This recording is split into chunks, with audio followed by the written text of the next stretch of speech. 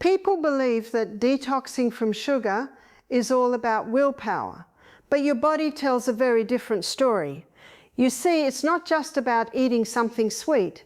It's about what happens inside your cells when your body can no longer manage that sugar the way it once did.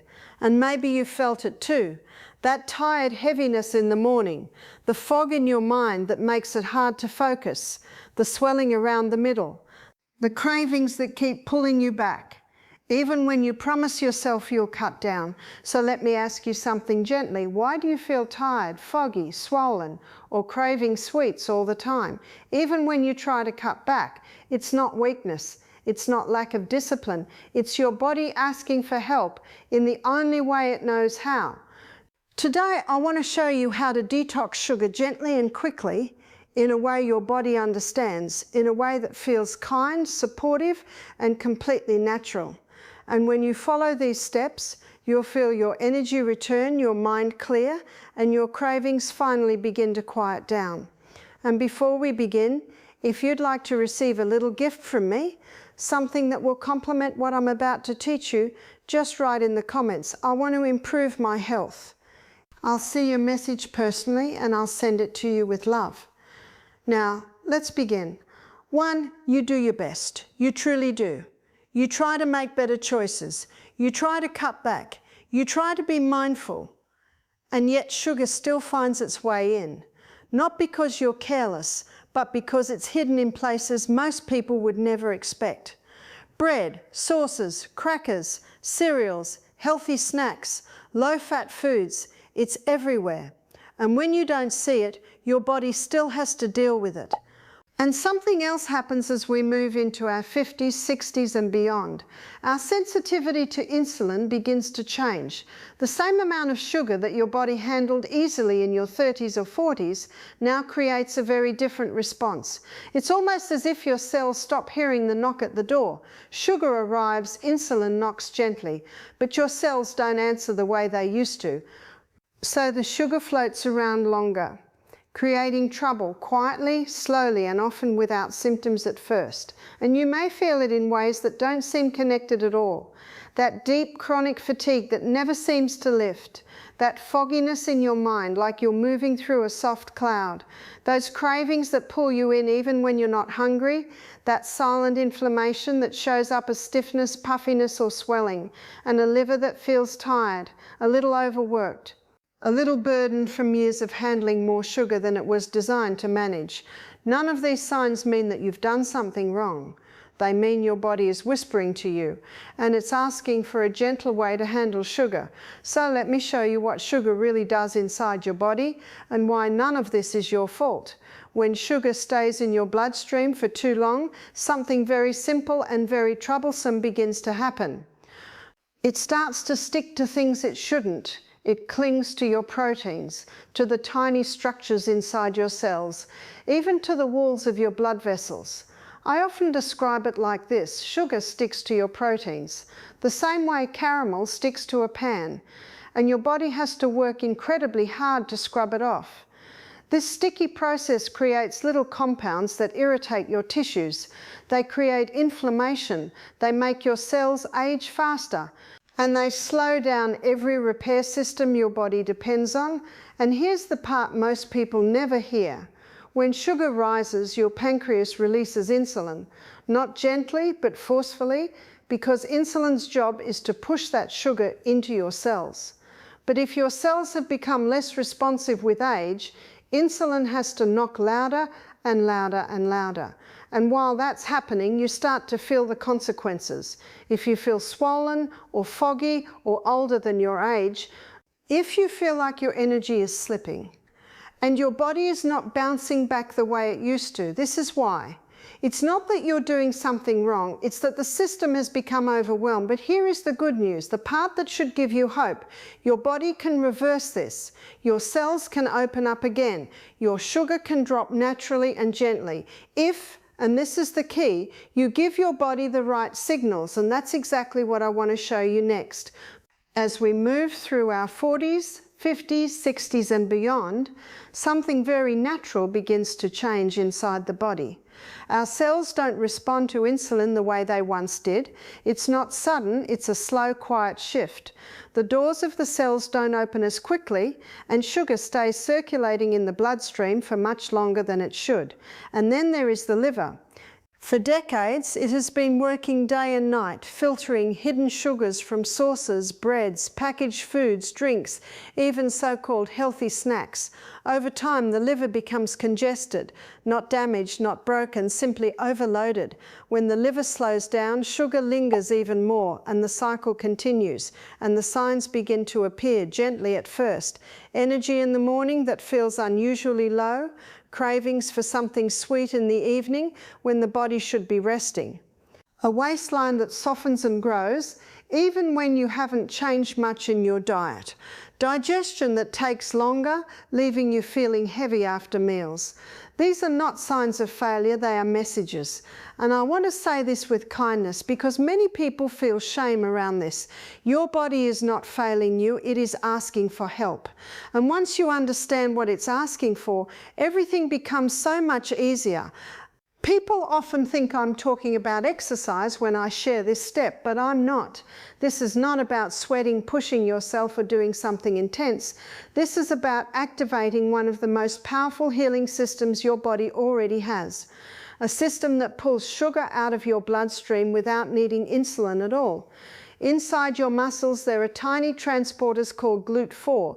When you move gently, naturally, those transporters wake up and open their doors.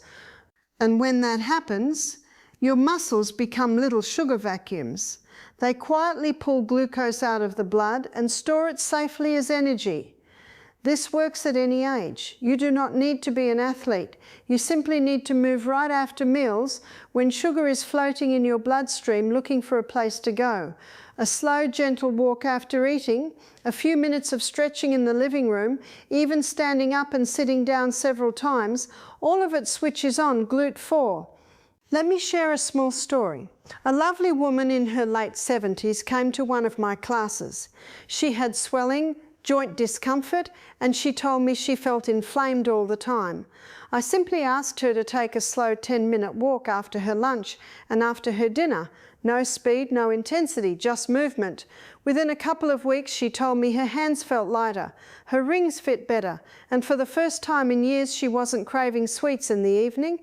She didn't change her entire life. She just gave her body the signal it had been waiting for, gentle movement, right after sugar enters the bloodstream. Now, this next step is one of my favorites because it is simple, natural, and incredibly effective when it is used in the way the body actually understands. Most people don't realize this, but your stomach is not just a place where food is broken down. It is also a messenger. It tells the rest of your body how to respond to what you eat. And one of the most powerful messages it can send is a gentle, slightly acidic tone, a tone that slows the release of sugar into your bloodstream, so your body is not overwhelmed. This is where raw apple cider vinegar becomes such a beautiful ally. You see, when I teach this, I always describe it in a very simple way. It slows the release of sugar so your body can handle it gently without panic. That is really what we want. No shock, no rush, no emergency inside your blood, just calm, steady processing. This is not about forcing your digestion. It is not about punishing your body or suppressing cravings. It is about helping the stomach send a softer, more organized message, a message that tells your blood, take your time, there is no need to hurry. But as with everything in natural healing, we must use it the right way. Never take vinegar straight. It is too harsh. Your esophagus does not appreciate it. Your stomach does not appreciate it. And your teeth certainly do not appreciate it. Always mix it with water. Warm water or room temperature water works beautifully because it feels gentle and welcoming to the stomach. Just a small splash of raw apple cider vinegar is enough, truly. You do not need more than that. Let it blend into the water, take a breath and sip it slowly. You may take it before a meal or just after. Your body will tell you which timing feels right. Let me share something with you, a story I hold very fondly. A gentleman in his early 60s joined one of my retreats. He told me he felt heavy after meals, tired in the afternoons, and every evening without fail he craved something sweet. Not because he lacked discipline, but because his blood sugar was swinging like a pendulum. We added this gentle vinegar practice to his day. Nothing extreme, just a small diluted amount before lunch. Only a few days later, he came back to me with a smile and said, "Barbara, I don't feel that crash anymore, and my digestion feels calmer, like it finally knows what to do, and that is the beauty of it." The acidic tone slowed his sugar surge. His insulin didn't have to panic, and his cells were able to cope instead of drowning in the rush. That is what we want for you too, a metabolism that feels calm. The kori me calm into be haldal of Mercedes and feels calm. Sulfurge is a go energy that stays steady instead of rising and crashing. A digestion that doesn't feel overwhelmed every time a little sugar enters the picture. Your body is not asking for perfection, it is asking for rhythm. And this small, simple practice helps restore that rhythm in the most gentle way. You cannot detox sugar if your body is dry. It is simply not possible. A dehydrated body cannot move sugar, cannot dilute it, cannot release it. When your tissues are dry, the sugar has nowhere to go, and your kidneys, those beautiful, intelligent filters, cannot do their job properly. Your kidneys are remarkable organs. They work every moment of your life, day and night, without asking for praise, without complaint. They quietly filter your blood, deciding what stays and what must leave in order to keep you safe. And when there is too much sugar circulating, they try to push it out through the urine. They try, but they can only succeed if water is truly available, not ice-cold gulps that rush straight through you like a river in a storm, but gentle, soft water that the body can actually use. This is why I always teach hydration as a rhythm, not an event, a slow, steady rhythm, small sips, warm or room temperature water that feels kind to your stomach, kind to your nerves, kind to your tissues, and whenever possible, just a touch of natural minerals. Not to add flavour, not to make it fancy, but to help the water actually enter the cell instead of sliding past it and heading straight to the bladder. Think of it like rain. Your body responds best to gentle rain, not a storm. When you drink too quickly, too much or too cold, your body goes into defense mode. It sends the water straight out. It cannot absorb. It cannot heal. No detox happens that way. But when you drink slowly, when the water has time to touch your tissues, your cells soften, your circulation opens, your kidneys begin to filter with more ease, and the excess sugar, the sugar sitting in your bloodstream, irritating your nerves, stiffening your joints, fogging your mind, can finally leave. I want to share a story with you because it illustrates this so clearly. I once worked with a woman in her late 60s. She sat across from me and said, "Barbara, I drink water all day, but I still feel dry. My lips, my skin, even my eyes." When I observed her during the retreat, I noticed something important. She drank quickly, almost anxiously, as if she were trying to catch up, as if hydration was something she needed to finish, rather than something her body needed to receive. We changed only one thing, just one. We switched to small, frequent sips throughout the day, warm water in the morning, a tiny pinch of natural minerals, just enough to help the water enter her cells. No fancy protocol, no strict rules. Just gentle, respectful hydration. And after a week, she came back to me with tears in her eyes and said, "My mind feels clearer, my body feels softer, and for the first time in years, I don't crave sweets the same way." That is the power of real hydration, not the dramatic kind, not the aggressive kind, but the kind that works with the body, not against it. Gentle hydration cleanses. It carries sugar out through the kidneys the way nature intended. It prevents sugar from recirculating over and over again, damaging your tissues. It gives your body a chance to calm down, recover, and come back into balance. Detox is not about punishment. It is not about deprivation. It is about flow. Give your body water in the way it understands, and it will take care of the rest. Now let's talk about the long term. Not restrictive diets, not cutting everything you enjoy, but restoring the natural rhythm your body has always wanted. For real sugar detox, your body needs balance, not punishment. Clean proteins that steady your energy, stable fats that calm your hormones, colourful vegetables that feed your cells real life, and gentle meal rhythms that help your blood sugar breathe again. The goal is not to eliminate sugar forever.